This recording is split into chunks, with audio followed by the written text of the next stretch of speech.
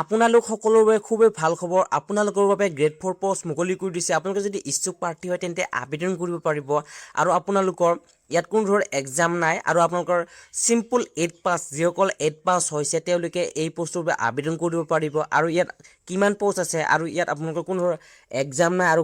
ইয়াৰ selection process কেনেকুৱা আৰু interview নাই কেনেদৰে আপোনালোকে ইয়াত এপ্লাই কৰিব পাৰিব সম্পূৰ্ণ জানিবলৈ হলে আপোনালোকে এই ভিডিঅ'টো চাওক এইটো সম্পূৰ্ণ আপোনালোকৰ যেটো নেকি গভৰ্ণমেন্ট জব হয় আপোনালোকে কোনো ধৰণৰ চিন্তা নকৰিব আৰু আপোনালোকৰ পাৰ মান্থ স্যালাৰি কিমান গোটেইখিনি জানিবলৈ পাৰিব পোনপ্ৰথমতে আপোনাক মই জনাই দিছো আপোনালোকৰ কোন কেইটা পোষ্টত আহিছে পিয়নত আহিছে আপোনালোকৰ ক্লিনাৰ সাফাই কৰ্মচাৰীৰ বাবে আপোনালোকৰ পোষ্ট আহিছে বহুতো বেছি ভ্যাকেন্সি আহিছে আৰু আপোনালোকৰ এডুকেশ্যন কোৱালিফিকেশ্যন সিম্পল 8 পাস যদি আপোনালোকে 8 পাস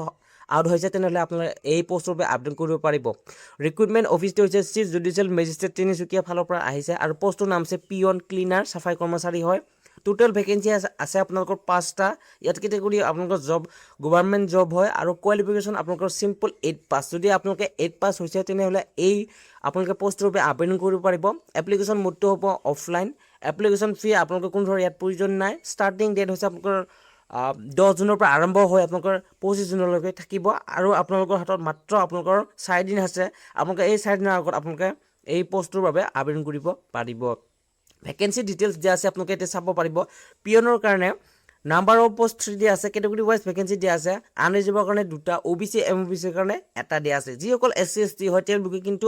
আনৰিজাৰ্ভৰ যেটো কি দুটা পোষ্ট আছে সেইটো লৈ আপোনালোকে এপ্লাই কৰিব পাৰিব পে স্কেলটো হৈছে আপোনালোকৰ 12000 পৰা আৰম্ভ হয় আপোনালোকৰ 52000 লৈ পাৰ মান্থ গ্ৰেড পে আপোনালোকৰ 3900 আপোনালোকে পাব ইয়াত আপোনালোকে পোনপ্ৰথমতে আপোনালোকৰ পাৰ মান্থ স্যালাৰি যেতিয়া আপোনালোকৰ জয়েনিং কৰিব তেতিয়া আপোনালোকৰ 25000 ৰ পৰা আৰম্ভ হ'ব ঠিক আছে ইয়াত বিভিন্ন ধৰণৰ আপোনালোকৰ এক্সট্ৰা আপোনালোকৰ এড হ'ব ক্লিনাৰ আৰু সাফাই কৰ্মচাৰী দুটা পোষ্ট হৈছে ক্লিনাৰ সাফাই কৰ্মচাৰীৰ কাৰণে নাম্বাৰ অফ 2 পোষ্ট আছে ক্যাটাগৰী ওয়াইজ ভ্যাকেন্সি দিয়া আছে দুটা দিয়া আছে আপোনালোকৰ ইয়াত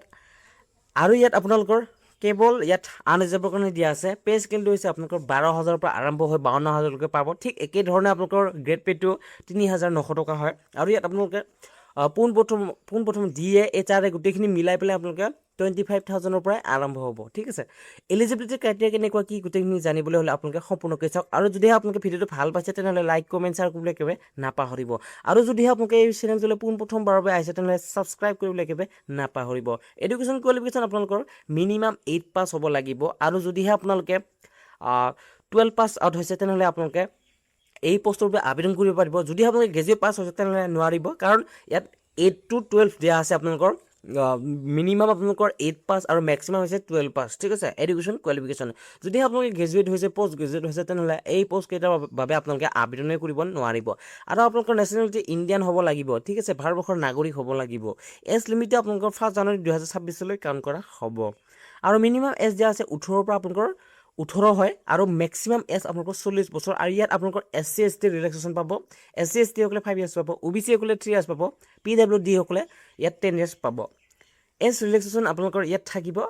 যেটো নেকি মই অলপ আগতে আপোনাক জনাই দিলো গভৰ্ণমেন্ট ৰুল হিচাপে থাকিব এমপ্লয়মেন্ট এক্সেস ৰেজিষ্ট্ৰেচন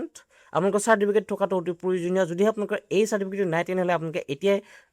এদিনতে আপোনালোকৰ ওলাই যাব এই সাৰ্টিফিকেট আপোনালোকে এতিয়া আবেদন কৰক যদিহে আপোনালোকৰ আছে তেনেহলে ৰেনুৱেল যদি কৰা ডেট আহি পৰিছে তেনেহলে ৰেনুৱেল কৰি লওক তাৰ পিছতে আপোনালোকে এপ্লাই কৰিব ঠিক আছে এতিয়া আপোনাক মই জনাই দিছো কেনেদৰে আপোনালোকে এপ্লাই কৰিব পাৰিব পোনপ্ৰথমতে আপোনাক জনাইছো কোন ধৰণৰ অনলাইন নহয় অফলাইন হ'ব আপোনালোকৰ এইটো আপোনালোকে নিজে গৈ পেলাই আপোনালোকে ড্ৰপ বক্সত জমা দি থৈ আহিব পাৰে নতুবা আপোনালোকে পোষ্ট অফিচ থ্ৰু দি আপোনালোকে পঠাব পাৰে ঠিক আছে পোনপ্ৰথমতে আপোনাক জনাই দিছো ইম্পৰ্টেন্ট আপোনালোকৰ ডকুমেন্ট কি লাগিব এডুকেশ্যন সাৰ্টিফিকেটখিনি গোটেইখিনি লাগিব এজ প্ৰুফৰ কাৰণে আপোনালোকৰ আধাৰ কাৰ্ড পেন কাৰ্ড নতুবা আপোনালোকে এডমিট কাৰ্ডটো দি দিব পাৰে কাষ্ট সাৰ্টিফিকেট দিব পাৰে এইটো আপোনালোকে ডিজিটেল সাৰ্টিফিকেট দিব এমপ্লয়মেন্ট এক্সচেঞ্জ ৰেজিষ্ট্ৰেচন কাৰ্ড যদি আপোনালোকৰ নাই তেনেহলে মই কৈছো আগতে আপোনালোকে এপ্লাই কৰাৰ আগত আপোনালোকে বনাই লওক সেই সাৰ্টিফিকেটটো বহুত প্ৰয়োজন হ'ব যদি আপোনালোকে সেই সাৰ্টিফিকেট নাই তেনেহলে আপোনালোকে এপ্লাই কৰিব নোৱাৰিব আৰু এক্সপেৰিয়েন্স সাৰ্টিফিকেট যদি কিবা আছে তেনেহলে দিব যদি হলে নাই তেনেহলে নালাগে ঠিক আছে আৰু আপোনালোকৰ attach to recent passport size photograph লাগিব যদি আপোনালোকৰ 2 বছৰ বা 3 বছৰ আগৰ ফটো আছে তেনেহলে সেইখন নিদিব নতুন ফটো উঠাই পেলাই আপোনালোকে দি দিব ঠিক আছে আৰু আপোনালোকৰ ফোন নাম্বাৰটো আপোনালোকৰ লাগিব এক্টিভ মোবাইল নাম্বাৰ লাগিব আৰু এক্টিভ ইমেইল আপোনালোকৰ ইমেইল আৰু ফোন নম্বৰ দুয়োটা লাগিব ঠিক আছে এক্টিভ থাকিব হ'ব লাগিব ঠিক আছে ইয়াত আপোনালোকৰ দুটা আপোনালোকৰ হাতত অপচন আছে এটা হ'ল পোষ্ট থ্ৰু দি আৰু এটা হৈছে আপোনালোকৰ ড্ৰপ বক্সত আপোনালোকে নিজে গৈ পালে জমা দি থৈ আহিব পাৰে পোষ্ট এড্ৰেছ হৈছে আপোনালোকৰ the chief judicial magistrate Tinsukia pin 786126 Assam ঠিক আছে আৰু আপোনালোকৰ ইম্পৰ্টেণ্ট ডেটটো ইয়াত দিয়া আছে আপোনালোকৰ 10 জুন আপোনালোকৰ ষ্টাৰ্টিং ডেট আছিলে আৰু লাষ্ট ডেট আপোনালোকৰ 25 জুন আপোনালোকৰ হাতত মাত্ৰ 4 দিন আছে আপোনালোকে এই 4 দিনতে আপোনালোকে এপ্লাই কৰি ল'ব পাৰে সিলেকশ্যন প্ৰসেছ আপোনালোকক মই এতিয়া জনাই দিছোঁ সম্পূৰ্ণকৈ ঠিক আছে পোনপ্ৰথমতে আপোনালোকৰ ইয়াত এটা সিম্পল